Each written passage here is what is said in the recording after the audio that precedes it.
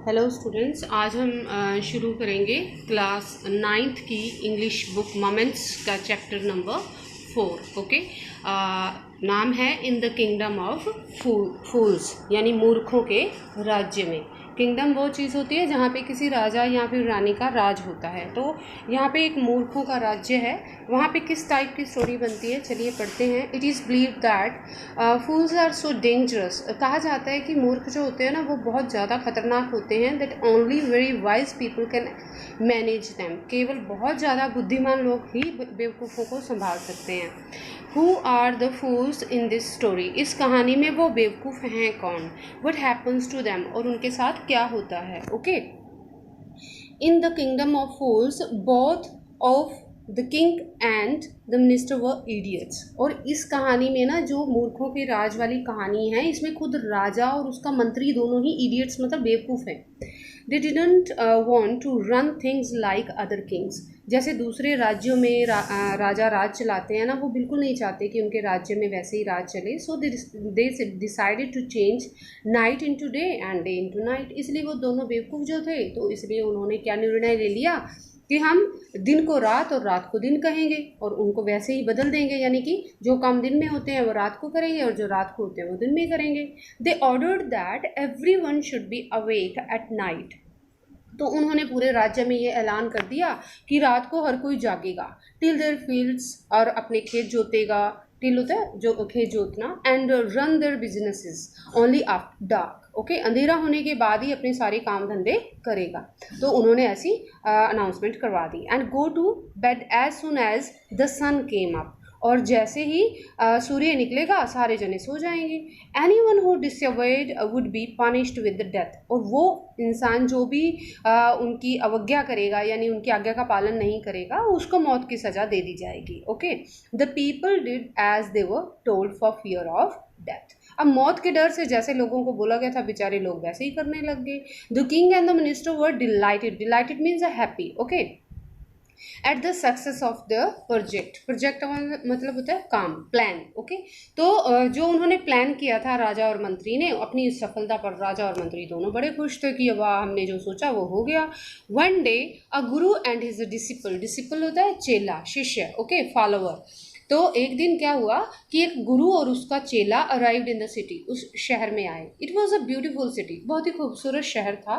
It was broad daylight, और बिल्कुल दिन निकला हुआ था। But there was no one about. लेकिन वहाँ पूरे शहर में कोई दिखाई नहीं दे रहा था।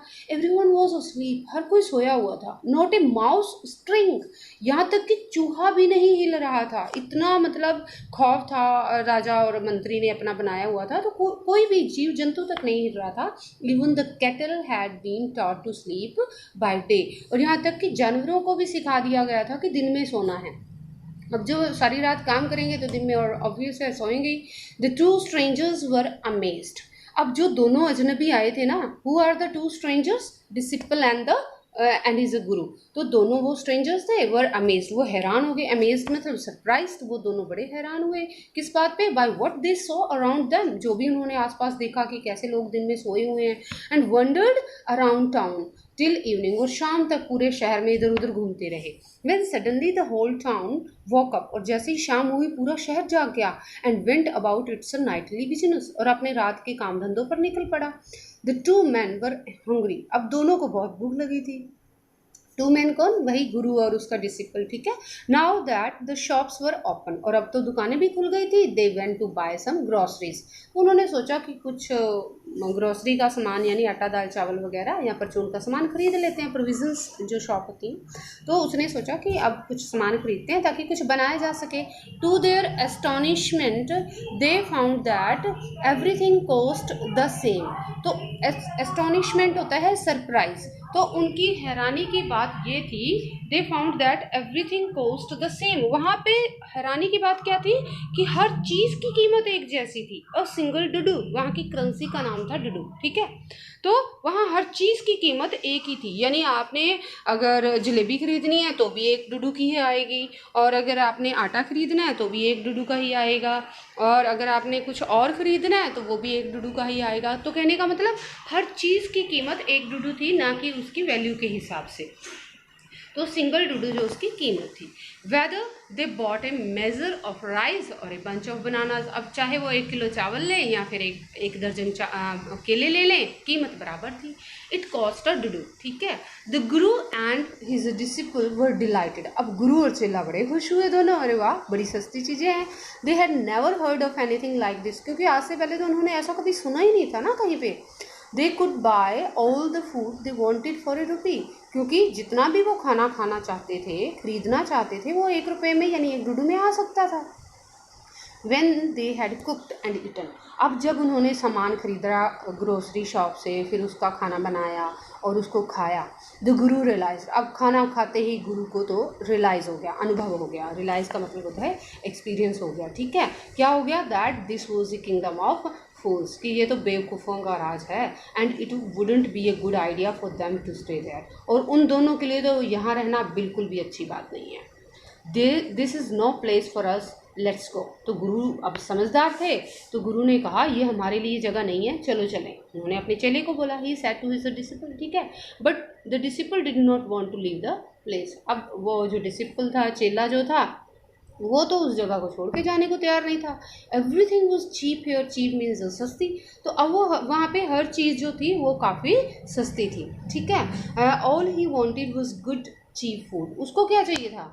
जो चेला था वो खाने का बड़ा शौकीन था, ठीक है ना, तो उसको क्या चाहिए था? एक अच्छा और सस्ता खाना, वो वहाँ पे था। द गुरु सैड, अब जो गुरु था वो तो समझदार था, तो गुरु ने बोला दे आर ऑल फूल्स, ये बेवकूफ़ हैं सारे।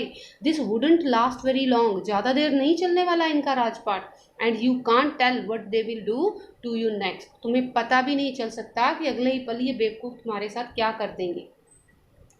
But the disciple wouldn't listen to the guru's wisdom, लेकिन जो चेला था उसने गुरु की बात नहीं सुनी, गुरु की इस बुद्धिमत्ता वाली बात को सुना ही नहीं भी, नहीं भी गुरु जी मैं तो यही रहूँगा, आप जाना चाहो तो जाओ। ही वॉन्टेड टू स्टे, अब चेला जो था वो तो रुकना चाहता था। The Guru finally gave up and said, gave up होता है छोड़ देना। अब गुरु तो समझा ही सकता है ना, मानना या ना मानना तो चेले के ऊपर होता है। तो the Guru finally gave up, अब गुरु ने भी आखिर छोड़ दिया, अभी चलो जैसी तेरी इच्छा भाई। एंड सैड, और बोले डू वट यू वॉन्ट, तो जैसा तुम चाहते हो वैसे करो, आई एम गोइंग, लेकिन मैं जा रहा हूँ। एंड लेफ्ट, और वो वहाँ से चला गया। द डिसिपल स्टेड ऑन, लेकिन चेला वहीं रुक गया। स्टे होता है रुकना, ठीक है। Ate his a fill every day, वो हर रोज़, क्योंकि खाना सस्ता था, हर रोज़ पेट भर भर के वो खाना खाया करता था, ठीक है।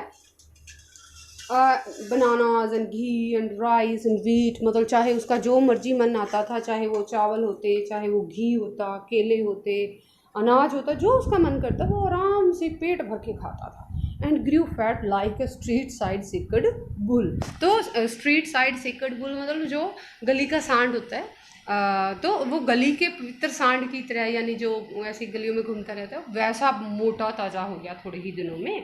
वन ब्राइट डे, अब एक ऐसा बहुत ही चमकदार दिन था, यानी काफ़ी सुनहरा सा दिन था। A thief broke into A rich merchants house, तो एक चोर आ गया एक व्यापारी के घर पे, ठीक है, यानी एक जो चोर था वो व्यापारी के घर में घुस गया। He had made a hole in the wall, अब चोर ने क्या किया? दीवार में छेद कर दिया। एंड स्नीक्ड इट, और उस छेद के ज़रिए वो उस दीवार के अंदर घुस गया। तो स्नीक होता है एंटर करना या फिर मूव सीक्रेटली, धीरे से चुपके से अंदर घुस जाना। अब वो जो चोर था वो उसने दीवार में छेद किया और चुपके से वो उस व्यापारी के घर में घुस गया। And as he was carrying out his loot, और जब वो अपनी लूट का सारा सामान लेके वापस जा रहा था ना, उसी छेद में से the wall of the old house collapsed on his head, collapsed होता है गिर जाना, तो मतलब फेल डाउन, ठीक है। तो उस जो दीवार थी उसकी वो नीचे गिर गई, उसकी दीवार जो घर की दीवार थी उसके सिर के ऊपर गिर गई। And killed him on the spot, और उसको उसी जगह पर वो मर गया।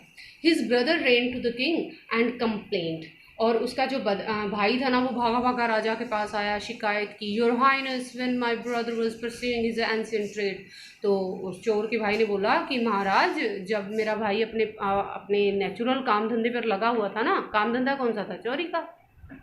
ए wall fell on him and killed him, एक दीवार उसके ऊपर गिर गई है और उसने उसको मार दिया है। This merchant is to blame, और इस व्यापारी पर मैंने इसका आरोप लगाना है। He should have built a good strong wall, इसको अच्छी मजबूत दीवार बनानी चाहिए थी। You must punish the wrongdoer, जिसने भी गलती की है ना आपको सजा देनी चाहिए। And compensate the family for this injustice, और इस अन्याय के लिए आपको कंपनशेट करना चाहिए, यानी मुआवजा देना चाहिए उस परिवार को जिस परिवार के साथ। The king sad justice will be done, तो राजा ने कहा न्याय अवश्य होगा, डोंट वरी, तुम चिंता मत करो। And at once summoned the owner of the house, और तुरंत जो उस घर का मालिक था उसको समन भेज दिए गए। समन होते हैं कानूनी ऑर्डर, ओके। तो उसको बुलाया गया वहाँ पर, ठीक है। When the merchant arrived, जब वो व्यापारी वहाँ आया, the king questioned him, तो राजा ने उससे सवाल किया, What's your name, तुम्हारा नाम क्या है? Such and such, your highness, तो राजा ने कहा मेरा नाम ये है, यानी whatever जो भी उसका नाम रहा होगा, ठीक है। Were you at home when the dead man burgled your house, तो burgled होता है चोरी करना, ठीक है, robbed करना। तो राजा ने कहा कि क्या तुम उस वक्त घर पर थे जब उस मरे हुए आदमी ने तुम्हारे घर में चोरी करने गया था, यानी जो मर गया है वो तुम्हारे घर चोरी करने गया था? यस माय लॉर्ड, तो जो व्यापारी था उसने बोला हाँ महाराज।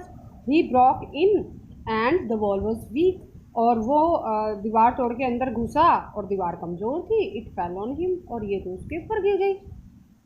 The accused pleads guilty, your wall killed this man's brother, तो राजा ने कहा जिस पर आरोप लगा था वो तो अपराधी पाया गया है। Your wall killed this man's brother, तुम्हारी दीवार ने इस आदमी के भाई को मारा है। You have murdered a man, इसका मतलब तुमने एक आदमी की हत्या की है। We have to punish him, हमें तुम्हें सजा देनी है। Lord said the helpless merchant, उस बेबस बेचारे व्यापारी ने कहा महाराज I did not put up the wall, लेकिन दीवार तो मैंने नहीं बनाई थी ना। It's really the fault of the man who built the wall, अब दीवार, ये कसूर सारा तो उसका है ना जिसने दीवार बनाई। He did not built it right, उसी ने इसको सही ढंग से नहीं बनाया था। यू शुड पनिश हिम, तो आपको उसे सजा देनी चाहिए जिसने दीवार बनाई थी। हु इज़ दैट, तो राजा ने पूछा कौन है वो? My lord this wall was built in my father's time, तो व्यापारी कहता है महाराज ये दीवार तो मेरे पिता के ज़माने की बनी हुई है। आई नो द मैन, लेकिन मैं उस आदमी को जानता हूँ जिसने दीवार बनाई थी। He is an old man now, अब वो काफ़ी बूढ़ा हो गया है। ही लिव्स नियर बाई, यही पास में ही रहता है। The king sent out messengers होता है कि संदेशवाहक, दूत, ठीक है। तो राजा ने क्या किया, अपने दूत भेजे to bring in the bricklayer, उस ब्रिकलेयर यानी मिस्त्री को, या जो चीजी करने वाला था उसको बुलाने के लिए। Who had built the wall, जिसने दीवार बनाई थी। दे ब्रॉट हिम, वो उसे ले आए। टाइड हैंड एंड फुट, बेचारा बूढ़ा वैसे ही था और फिर भी उसके हाथ पांव बांधे हुए थे। You there, did you build this man's wall in his father's time, तो राजा ने पूछा अच्छा तो तुम हो, क्या तुमने इसके पिता के ज़माने में इसकी दीवार बनाई थी?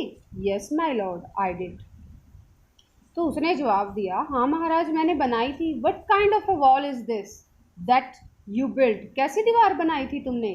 It has fallen on a poor man, बेचारे एक आदमी के ऊपर गिर गई। एंड किल्ड हिम, मार दिया उसने उसको। यू हैव मर्डर्ड हिम, इसका मतलब तुमने हत्या की है उस आदमी की। We have to punish you by death, हम तुम्हें मौत की सज़ा सुनाते हैं। Before the king could order the execution, इससे पहले कि राजा उसे फांसी की सज़ा सुनाता। एग्जीक्यूशन क्या होता है? फांसी की सज़ा देना, ठीक है। तो इससे पहले कि वो राजा उसको फांसी की सज़ा सुनाता, द पुअर ब्रिकलेयर प्लीडिड होता है प्रे करना, प्रार्थना करना, रिक्वेस्ट करना। तो उस मिस्त्री ने उससे रिक्वेस्ट की please listen to me before you give your orders, महाराज ऑर्डर देने से पहले मेरी बात सुन लीजिए।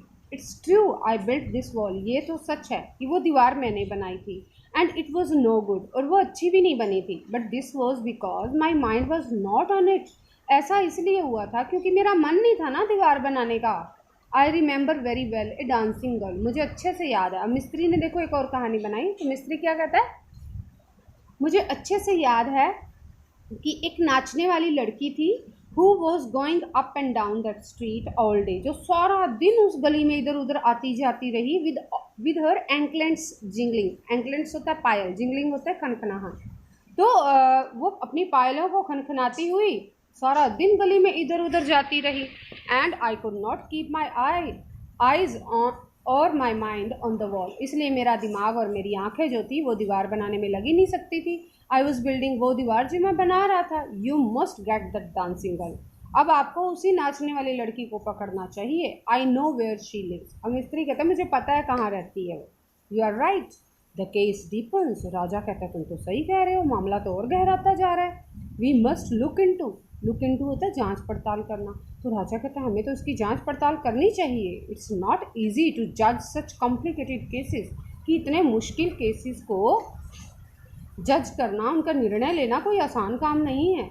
Let's get that dancer. तो राजा ने कहा उस नाचने वाली को बुलाओ. वेयर एवर शी इज़, जहाँ भी है वो. The dancing girl now an old woman. तो जो नाचने वाली लड़की थी वो अब एक बूढ़ी औरत बन चुकी थी.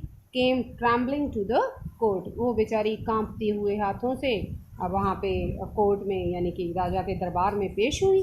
Did you walk up and down that street many years ago. तो राजा ने उससे पूछा क्या बहुत साल पहले तुम उस गली में बार बार आ जा रही थी क्या. While this poor man was building A wall. जब ये आदमी वो दीवार बना रहा था. Did you see him. क्या तुमने इस आदमी को देखा था. Yes my lord I remember it very well. तो उस नाचने वाली बुढ़िया ने कहा, यानी अब तो बुढ़िया ही हो चुकी थी, तो उसने कहा हाँ महाराज मुझे अच्छे से याद है, मैंने इसे देखा था. So you did walk up and down. इसका मतलब तुम सारा दिन गली में आती जाती रही विद योर एंकलेट्स जिंगलिंग, अपनी पायलें खनखनाती हुई. यू वर यंग, तुम जवान थी. एंड यू डिस्ट्रैक्टेड हिम, और तुमने उस आदमी का ध्यान भटका दिया. सो ही बिल्ट ए बेड वॉल, जिसकी वजह से उसने क्या किया, दीवार अच्छी नहीं बनाई. It has fallen on a poor burglar. और ये एक बेचारे चोर के ऊपर गिर पड़ी. एंड किल्ड हिम, मार दिया उसने उसको. You have killed N innocent man. इसका मतलब तुमने ही उस बेचारे मासूम आदमी को मारा है. You have to be punished, तुम्हें तो सज़ा देनी पड़ेगी. She thought for a minute. अब वो बुढ़िया ने भी एक मिनट के लिए सोचा. एंड सैड इफ बोली माई लॉर्ड वेट. महाराज एक रुको. I know now why I was walking up and down that street. तो उसने कहा कि महाराज ज़रा रुको और सुनो कि उस दिन मैं क्यों उस गली में आ जा रही थी. I had given some gold to the goldsmith to make some jewellery for me. तो मैंने ना सुनार को कुछ सोना दे रखा था अपने लिए गहने बनवाने के लिए. He was a lazy scoundrel. Scoundrel होता है बदमाश, ठीक है. तो वो औरत कहती है कि वो तो बड़ा सुस्त बदमाश था. He made so many excuses. इतने बहाने लगाए उसने. Said he give it, he would give it now and he would give it then. तो वो जब भी मैं उसकी दुकान पे जाती वो कहता बस अब दे दूंगा, या फिर बस थोड़ी देर में दे दूंगा, या तब दे दूंगा. And so on all day. सारा दिन यही बहाने लगाता रहा वो. तो he made me walk up and down to his house a dozen times. जिसकी वजह से मुझे कई बार या दर्जनों बार उसके घर में आना जाना पड़ा. That was when this bricklayer saw me. तभी इस मिस्त्री ने मुझे देखा है.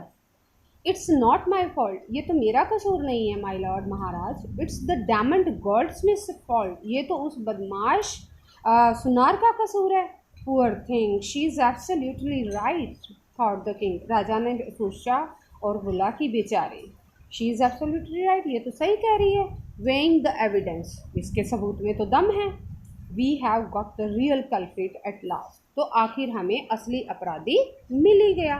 Gate the goldsmith wherever he is hiding. तो राजा ने ऑर्डर दे दिया कि जहाँ पे भी वो सुनार छुपा हुआ है ना, उसे लेकर आओ. At once the king's valet searched for the goldsmith. और तुरंत जो राजा के दूत थे वो उस औरत को ढूंढने उस सुनार को ढूंढने चले गए. बैलिफ्स क्या होता है, ऑफिसर्स एनफोर्सिंग द लॉ, जो कानूनों का ज़बरदस्ती पालन करवाते हैं. तो वो उसको ढूंढने चले गए. Who was hiding in A corner of his shop, जो अपनी दुकान के कोने में छुपा हुआ था. When he heard the accusation against him, जब उस सुनार ने अपने खिलाफ उस आरोप को सुना, he had his own story to tell, उसके पास भी एक कहानी थी बताने के लिए। माई लॉर्ड ही सेड, तो राजा ने बोला, महाराज I am a poor goldsmith, महाराज मैं तो एक गरीब सुनार हूँ। It's true I made this dancer come many times to my door, ये सच है कि मैंने इस नाचने वाली को अपने दरवाजे पर कई बार आने जाने के लिए मजबूर किया। आई गेव हर एक्सक्यूज़, मैंने बहाने भी उसको बनाए। Because I could not finish making her jewellery, क्योंकि मैं इसकी ज्वेलरी का काम पूरा नहीं कर सकता था। Because before I finish the rich merchants orders, जब तक कि मैं एक अमीर व्यापारी का ऑर्डर पूरा ना करता ना, तब तक मैं इसका ऑर्डर नहीं कर सकता था पूरा। They had a wedding coming, उनके घर में शादी आने वाली थी। And they would not wait, और वो इंतज़ार नहीं कर सकते थे। You know how merchant rich man are, आप तो जानते ही हैं कि how impatient rich man are. Impatient होता है अधीर, धैर्य ना रखने वाले। ओके, तो आप तो जानते ही हैं कि अमीर लोगों के अंदर धैर्य या धीरज तो होता ही नहीं है। ओके, यानी इम्पेशेंट कम होता है, not willing to wait. Okay, who is this rich merchant who kept you from finishing this poor women's jewellery, कौन है वो अमीर व्यापारी जिसने तुम्हें इस बेचारी औरत के गहने बनाने में या गहने बनाने का काम पूरा करने में रोके रखा। Made her walk up and down, जिसकी वजह से सारा दिन उसे गली में इधर उधर घूमना पड़ा। विच डिस्ट्रैक्टेड दिस ब्रिकलेयर, जिसकी वजह से इस मिस्त्री का ध्यान भटका। Which made a mass of his wall, जिसकी वजह से उसने सारी दीवार बनाने में गड़बड़ कर दी। Which has now fallen on an innocent man, जो आज एक बेचारे मासूम आदमी के ऊपर गिर पड़ी है। एंड किल्ड हिम, और मार दिया है उसको। कैन यू नेम हिम, क्या तुम उसका नाम बता सकते? The goldsmith named the merchant, अब सुनार ने व्यापारी का नाम बताया। And he was none other than the original owner of the house, वो और कोई नहीं था बल्कि उसी मकान का मालिक था। हुज वॉल हैड फॉलन, जिसके घर की दीवार गिरी थी। Now justice had come full circle, अब तो न्याय ने अपना पूरा चक्र खत्म कर लिया है। थॉट द किंग, राजा ने क्या सोचा कि न्याय का चक्र पूरा हुआ। बैक टू द मर्चेंट, यानी वापस बात कहाँ आके ख़त्म हो गई, उसी व्यापारी के ऊपर जिसके घर की दीवार गिरी थी। तो ये इसी व्यापारी की शादी थी, इसके पिता ने ऑर्डर दे रखा था। When he was rudely summoned back to the court, he arrived crying. अब जब राजा ने दोबारा गुस्से में बहुत दरबार में एक उसको बुलावा भेजा, he arrived crying, वो तो रोता चिल्लाता हुआ आया। It wasn't me but my father who ordered the jewelry. तो उस व्यापारी ने कहा वो मैं नहीं था, वो मेरे पिता थे जिन्होंने ज्वेलरी का ऑर्डर दिया हुआ था। ही इज़ डेड, अब तो वो मर गए हैं। आई एम इनोसेंट, मैं तो मासूम हूँ, मैं निर्दोष हूँ। But the king consulted his minister, अब राजा ने क्या किया, अपने मंत्री से मशवरा किया। मंत्री भी तो बेवकूफ़ी था ना। एंड रूल्ड डिसिसिवली, अब दोनों ने निर्णय लिया कैसे शासन करना है। दोनों मिलकर ही शासन करते थे। It's true your father is the true murderer, ये सच है। राजा ने क्या कहा कि ये सच है कि तुम्हारा पिता ही असली हत्यारा है। ही इज़ डेड, लेकिन वो तो मर गया। But somebody must be punished in his place, उसकी जगह पर किसी को तो सज़ा देनी पड़ेगी ना। You have inherited everything from that criminal father of yours, तुमने अपने उस अपराधी पिता की हर चीज़ विरासत में ली है ना, यानी जितनी प्रॉपर्टी है अपनी विरासत में तुमने अपने नाम करवाई है। He his riches as well as his sins, तो तुमने अगर उसकी अमीरी ली है तो उसके साथ साथ उसके पाप भी तो लेने हैं। He knew at once even when I first set eyes on you, तो राजा ने कहा कि मैं तो तभी समझ गया था जब पहली नज़र मेरी तुम्हारे ऊपर पड़ी थी। That you were at the root of this horrible crime, कि इस भयानक अपराध की जड़ तो तुम ही हो। यू मस्ट डाई, तुम्हें तो मरना ही चाहिए। And he ordered a new stake to be made ready for the execution, अब फांसी देने के लिए राजा ने एक नया फंदा बनाने का ऑर्डर दे दिया। As the servants sharpened the stake, अब जब जो नौकर थे राजा के वो उस फंदे को तेज कर रहे थे। फंदा मतलब कैसा, लोहे का फंदा था और उसमें गर्दन रखते थे और ऊपर से एक भारी सी तलवार आके नीचे गिरती थी जिससे उस आदमी की गर्दन कट जाती थी। तो वैसा उन्होंने लोहे का एक फंदा बनाना था, तो उसकी धार बना रहे थे, वो उसको तेज कर रहे थे। And got it ready for the final impaling of the criminal, ताकि आखिरी रूप से अपराधी सजा देने के लिए तैयार थे. It occurred to the minister that the rich merchant was somehow too thin to be properly executed on the stake. तो मंत्री के दिमाग में ऐसा विचार आया कि जो वो व्यापारी है वो ज़्यादा पतला है, क्योंकि इतना पतला है कि उसे फंदे पर फांसी नहीं दी जा सकती. He appealed to the king's common sense. और ये बात राजा की कॉमन सेंस को भी अट्रैक्ट लगी, यानी उसको भी अच्छी लगी. राजा को भी ये मंत्री की बात अच्छी लगी कि फंदा तो बड़ा बन गया है और ये जो व्यापारी है ये पतला ज़्यादा है, अब सज़ा दें कैसे. The king too worried about. राजा भी इसको लेकर काफ़ी चिंतित हो गया. What shall we do he said. तो राजा ने कहा अब हम क्या करेंगे. When suddenly it struck him that all they needed to do was to find a fat man. तो अब when he suddenly, उसके राजा के दिमाग में एक विचार आया कि all they needed to do was to find a man fat enough to fit the stake. उन्हें सिर्फ इतना करना है कि एक इतना मोटा आदमी ढूंढना है जिसे आराम से उस फंदे पर फिट किया जा सके. The servants were immediately sent all over the town looking for a man. जो व्यापारी थे, नौकर थे राजा के, वो पूरे शहर में फैल गए उस आदमी को, ऐसे आदमी को ढूंढने के लिए who would fit the stake, जो फंदे पर पूरी तरह से फिट आ सके. And their eyes fell on the disciple. और उनकी आंख कहाँ, नज़र कहाँ पड़ी जाके, उसी चेले पर, गुरु के उसी चेले पर जिसको गुरु ने कहा था मेरे साथ चल, ये मूर्खों का देश है, ये तुम्हारे साथ कुछ भी कर सकते हैं. लेकिन वो माना नहीं था, खाने के लालच में वही रह गया था और खा खा के मोटा हो गया था. तो राजा के नौकरों की नज़र उसी चेले पर पड़ी who had fattened himself for months on bananas and rice and wheat and ghee. जो इतने महीने तक वहाँ घी, आटा, चावल, केले वगैरह खा खा के पूरी तरह से मोटा हो चुका था. We have completed the first part of this video. In my next video we will do the rest of the chapter and also the question answers.